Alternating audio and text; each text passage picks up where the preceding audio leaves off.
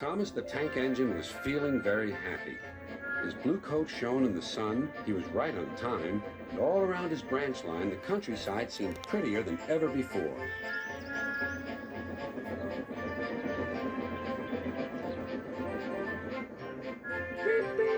Good morning, Percy, he whistled. My branch is the pride of the line, wouldn't you agree?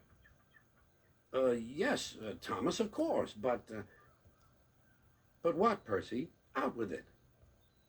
Well, there is another engine with a famous branch line, too. Who? Where? His name's Stepney. He's far away. But Sir Topham Hatt says he may visit us. When? Oh, someday. And Percy hurried away. Meanwhile, Stepney was puffing steadily along his line. It isn't very long, and that made him feel a little sad.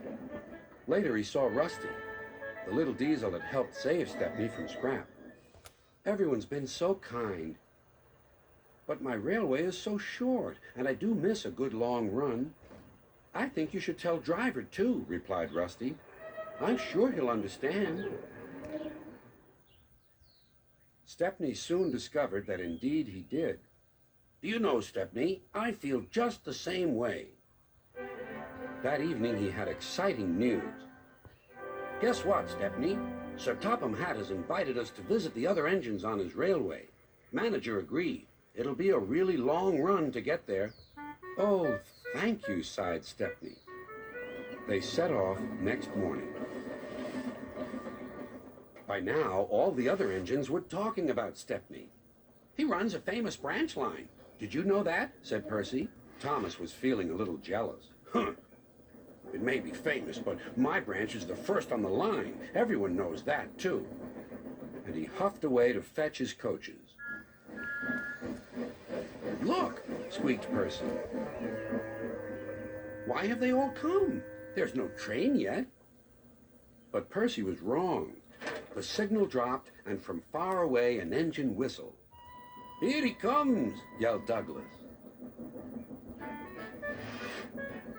Stepney puffed proudly through the junction.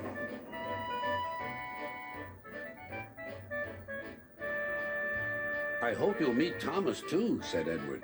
You both have branch lines to be proud of. Then Stepney set off to help Duck shunt coaches in the yards, and they worked happily together all afternoon. At last, Thomas arrived.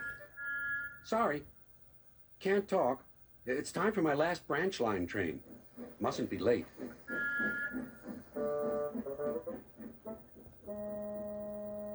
He was hardly out of sight when the engines heard shouting at the station. Moments later came the alarm. Stop all trains. The signalman answered the telephone. A special, is it? I see. Thomas was impatient. Why are we waiting? My passengers are being delayed. Sorry, Thomas, said his driver. We're being shunted to allow another train to pass. Soon they heard an unfamiliar puffing sound. There was Stepney with his headlamp swaying and whistle blowing. He gathered speed and disappeared. Well, bust my boiler, said Thomas the Tank Engine. Next morning he was still fuming. Shunted, and on my own branch, too. It's a disgrace. I'm sorry, said Stepney. I was a special. Why? An important passenger arrived just as you left.